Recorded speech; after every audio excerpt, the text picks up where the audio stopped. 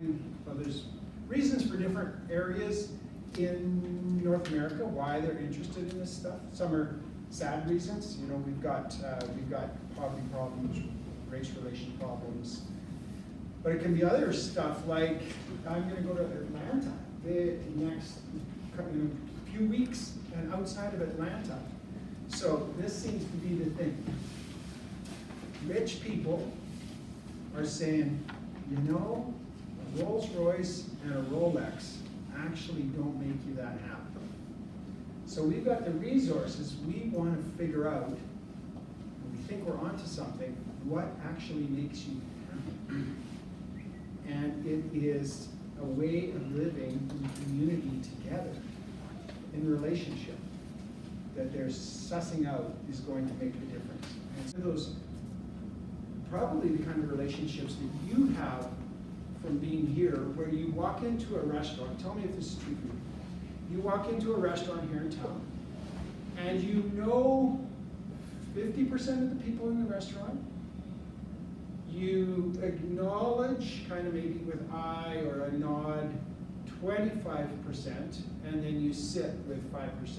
Is that kind of true? That, so those people out there that you don't know, but you recognize, that you kind of nod to, the sociology people call those weak ties, and the paper that really important research came from was called The Strength of Weak Ties.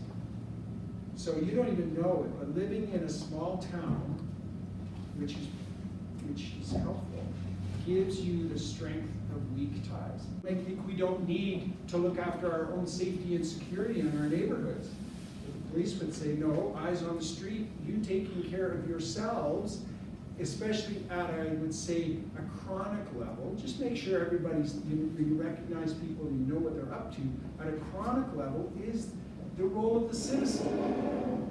But at the critical level, then you need the system to intervene. The kids on the other side are really liking to play with our kids, and you know, I am kind of lonely at home, and I like being in a relationship with her too.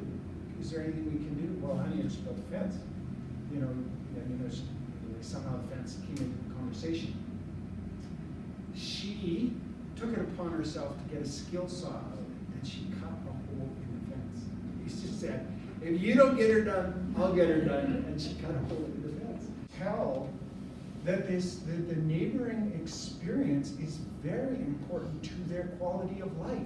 Like, they don't talk about it, they don't really make a big fuss about it, but these relationships with neighbors are very important to the quality of their life. But there is a panic around friendship, and we travel far and wide to find people of affinity, and we get narrower and narrower affinity groups. We're trying to have higher and higher performing friendships, you know, and sometimes joke that it's smarter, better looking, and richer. We just find those people. And then there's neighbors that are some kind of a hybrid thing, that are a very important social encouragement, but they're not friends. We don't need to go on holidays with them. We just are in relationship with them. The neighborhood is full of mentors, and the kids can pick their own mentors. In many cases, when you watch a child naturally in a neighborhood, they pick a constellation of mentors. This guy's good at something. This person's good at that. I really respect this about them. And they'll assemble for themselves a constellation of mentors. I think I know what I'm going to do. I'm going to put an end to this. I'm going to get to know my neighbors one sleepover at a time. So he went and he asked if he could have a sleepover at their at each house. Gets a little creepy. I know, but it isn't. He does it in a really nice way. The story is about that. So how does he knock on the door? But he actually does do that. He actually knocks on the door, visits with them, and says, you know what, this is crazy that we don't know each other. Would you mind if I have a sleep over here? I love the agenda. I love that municipal leaders are talking about touchy-feely things like, can neighborhoods be centers of community life? Can neighborhoods be places of belonging? Can neighborhoods be places of caring? This is real language for municipal leaders. We need care. Our city says we need we need a caring and connected city. And it starts with caring and connected neighborhoods. And Peter does a lot of work, particularly with municipalities, around moving residents from consumers to citizens. And the whole notion of citizenry, the whole notion of the citizen, to be a citizen you need to have a polis, the other Greek word, in which to be a participant. And do you know that the root word of, so the Greek word for self, which is good, we have the self, is the idios. Somebody in the polis who does not participate in the life, a citizen who does not participate in the life of the polis is called an idiot. That's where that root word comes from. So we have enculturated kind of a lunacy, idiocy, right? We say, we'll serve you.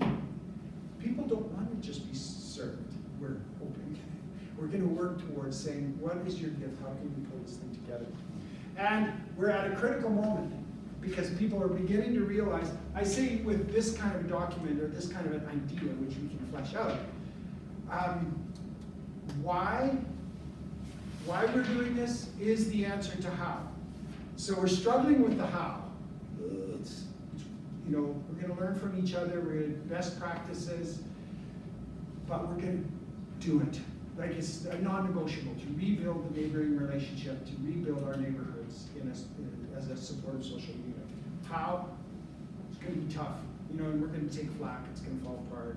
But you know what? It's a supportive social unit like your family. How many families fall apart? Lots of them. How many families struggle? Lots of them happen.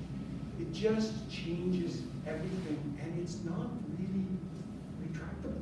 Once you've created those relationships, it takes a long time to drift away from them.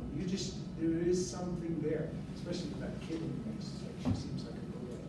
Really, the gifts that are present in our neighborhood need animating. That's the word of community development life, is we animate the neighborhood, we make it come alive, we put things together and make it happen, and opportunities are built. And somebody at the table said, well, that's like a flash mob. Oh, we can do it. He says, I know what we can do. Let's do a flash block party. Okay, let's think of what a flash block party would look like. Like a flash mob where they all start singing and dancing, right? So what's a flash block party going to look like? He said, I know. I'll pull my barbecue out front. I'll put out some sausages and some apple cider, hot apple cider. And I'll go out from 5 to 5:30 with invitations to invite my neighbors to a party that starts at 5:30. And we'll party for a half hour till 6. That's it. So he did it. And I said, well, I'm coming. And I want to see how this works. And it worked. So the neighbors came. It was the same thing, like, oh my God, this is so fun, and it's so nice to meet you, and oh, we have so much in common. I met the gal from the Leduc, Heather. We're going to do a similar thing in the Leduc, and she says, I met one of my neighbors. She was just moving, and I went, you have kids my kid's age, and I really liked you. Why didn't I meet you 5 years ago?